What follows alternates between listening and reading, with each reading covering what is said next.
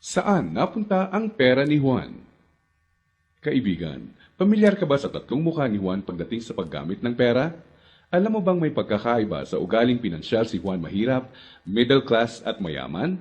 Sobrang simple lang ng mga pagkakaibang ito. Magtataka ka kung hindi lahat ng tao pamilyar dito. Mga simpleng diskarteng dahilan kung bakit ang mahirap lalong humihirap, ang middle class stressed out at walang oras, at ang mayaman lalong yumayaman.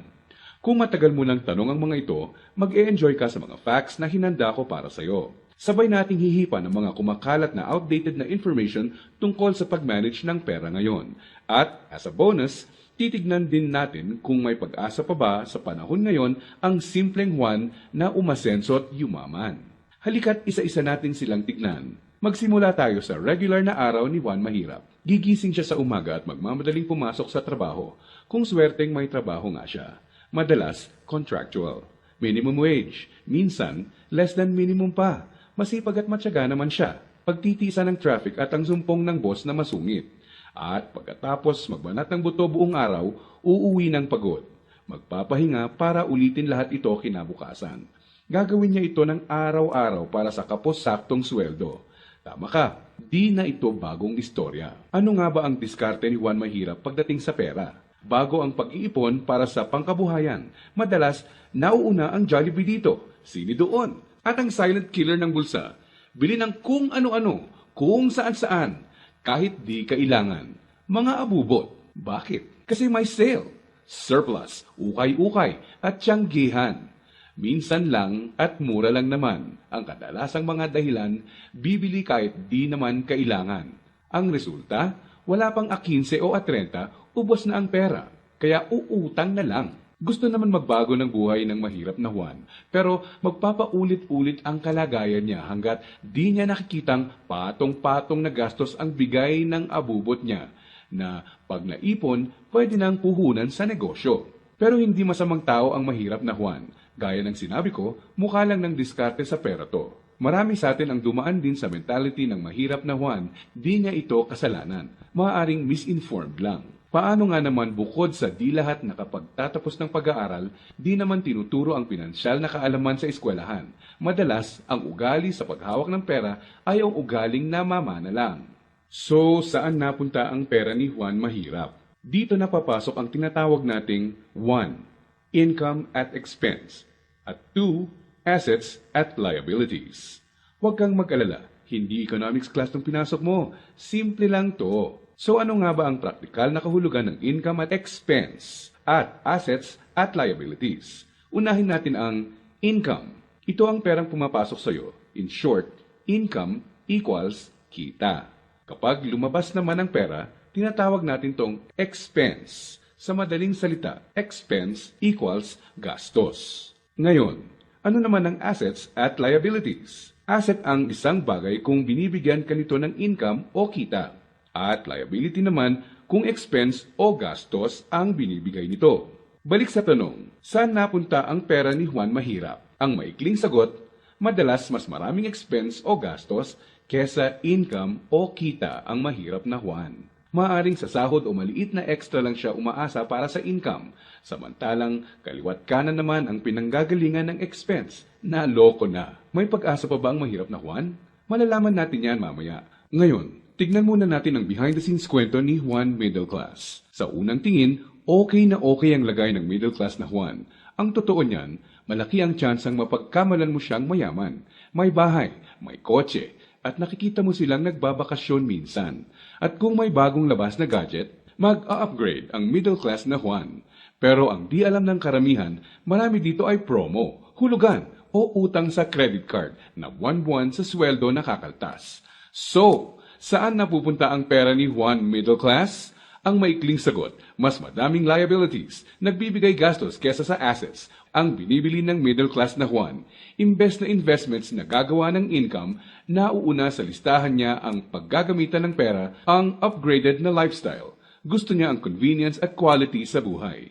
Tingnan nating halimbawa to. Kung traditional economics ang pagbabasehan, ang kotse at bahay ay madalas na sinasabing assets. Sa praktikal na buhay ni Juan, masasabi nating outdated na ang pananaw na to. Sa definisyon natin ng asset, ang isang bagay ay asset kung gumagawa ito ng income. Pero madalas, pagka down payment mo ng kotse, bahay o alahas, money out agad. Sa mga susunod na buwan, may babayaran ka ulit at huwag mong kakalimutan andyan pa ang insurance at tax. Money out nga naman, liabilities. Ang kotse ay nagiging asset lang kung nakakatulong siya ng gumawa ng income. Halimbawa na lang kung gamit sa negosyo. Ang bahay ay pwedeng maging asset kung paparentahan mo ito, lalagyan ng mga produkto sa negosyo or storage. O di kaya'y kung nagba-buy and sell ka ng bahay at mabibenta mo to ng mas mahal. So bakit walang oras at stressed out si Middle Class 1? Para mabayaran ang mga liabilities, kailangang mag-overtime, kumuha ng mas maraming trabaho at maghangad na ma-promote ng middle class na Juan kung siya ay empleyado. Para sa mga professionals at self-employed, kailangan nilang kumuha ng mas maraming kliyente o projects. In short, kailangan nilang ibenta ang oras at skills nila ng higit pa sa ginagawa nila dati nung wala pang liabilities para kumita ng mas malaki. Tulad ng kalagayan ng isang doktor. Kung hindi niya sisiputin ang pasyente niya, wala siyang kita. Dito mo na makikitang may lumalamon na sa oras ni Juan Middle Class. May mga celebrations sa family at friends ang di na niya ma-attendan. Kaliwat ka ng stress na ang kapalit ng upgraded lifestyle ni Middle Class 1. Para sa kayod kalabaw na discarding to, gugustuhin niya ng reward, tama? Kaya mas madalas na siyang mag-taxi, kahit pwede namang mag-jeep. Starbucks coffee na, dati okay na ang 3-in-1. Sa restaurant na mas madalas kakain, kahit pwede namang sa bahay. Ilang halimbawa lang ito. Sa oras na maisip ni Juan Middle Class na magnegosyo, ang kita niyang pangpupuhunan sana, pambayad sa liabilities na pupunta.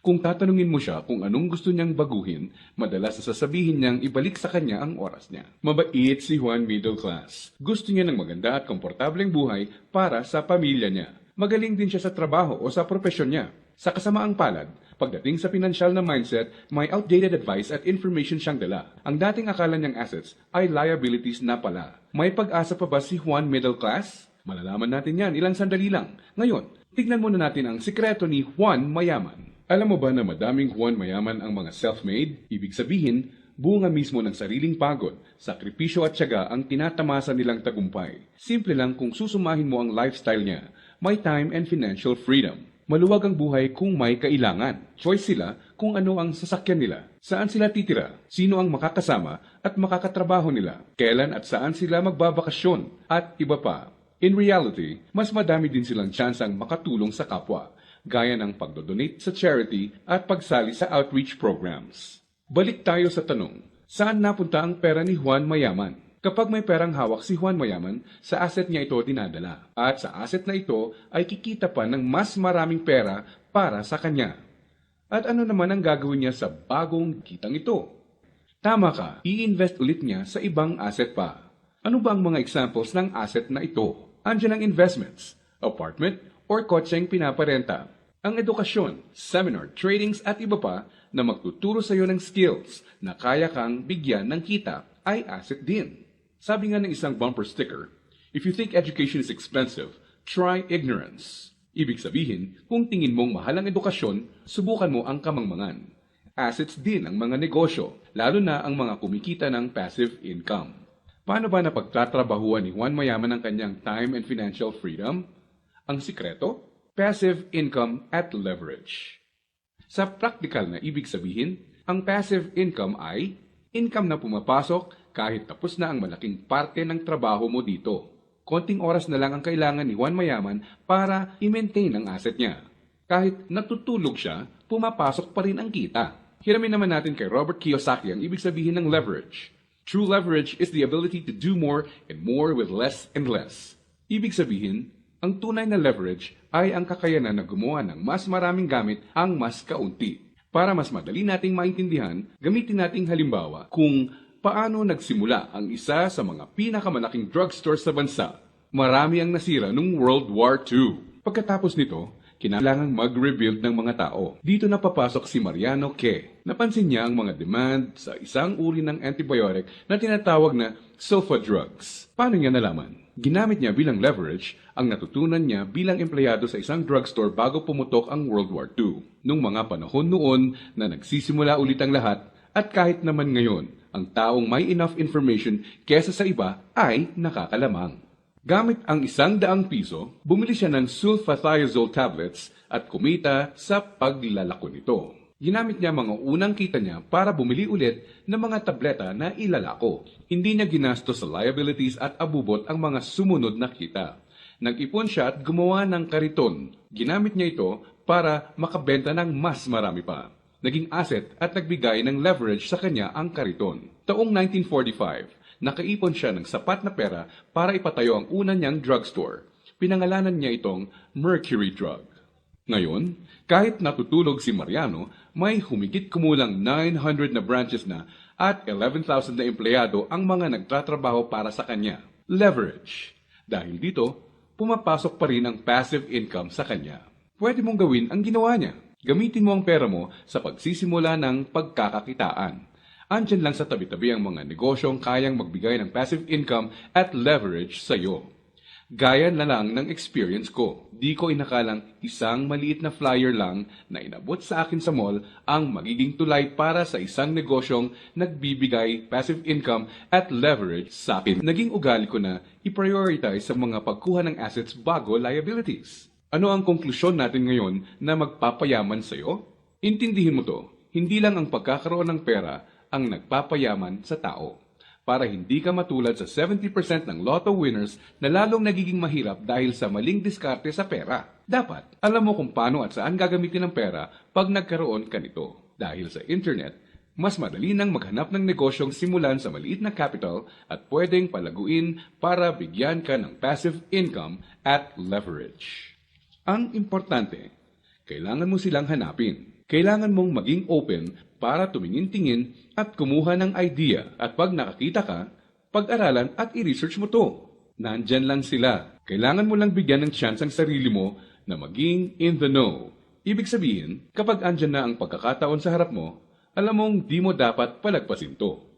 At sa pagkakakitaang papasukin mo, ipunin mo lang ang income mo. Gamitin mo to para palaguin pa ang assets mo hanggang ang kita ng assets at negosyo mo kahit di mo na directly pinatatakbo, ay nagbabayad ng bakasyon, gadgets, kotse, at bahay ng pamilya mo. Gaya ng mga self-made na Juan Mayaman, kaya mo itong simulan. So, si Juan Mahirap, unang binibili ay ang mga abubot. Si Juan Middle Class, unang binibili ay liabilities. At si Juan Mayaman naman, unang binibili ay assets.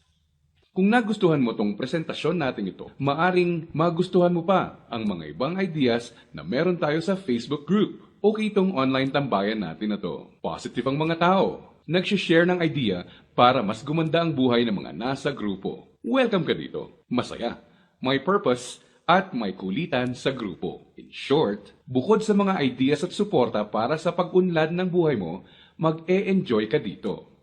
Sa Facebook, makikita ang grupo natin. Kaya kung nakatulong ang presentation na to sa iyo ngayon, swakto ka sa grupo. By private invitation nga lang to, pero free. Lagay mo lang ang email address, cellphone number mo sa form dito para mapadalhan kita ng invitation. Don't worry, safe ang information mo. Di kita padadalhan ng spam at makulit na mga messages. At as a bonus, bibigyan din kita ng ebook ng video na to. Lagay mo lang ang email address at cellphone mo dito at ako nang bahala sa iyo.